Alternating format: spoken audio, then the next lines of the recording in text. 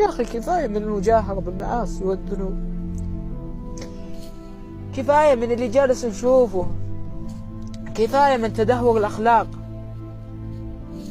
كفاية من تعري النساء، كفاية من دياثة الذكور. والله كفاية. الأمهات تربي في البيوت ويدخلوا هذه البرامج يخربوا. والله كل مشهور وكل مشهورة سيقف أمام الله جل وعلا ويسأل عن حسابه. خلاص، استهزاء بالدين، كلام فاحش، كلام يغضب الله جل وعلا. وش قلوبكم حجر؟ تناموا الله سبحانه وتعالى من فوق 7 سماء يغضب عليكم. ما أدري أنا متى تستوعبوا اللي جالس يصير غلط غلط غلط غلط.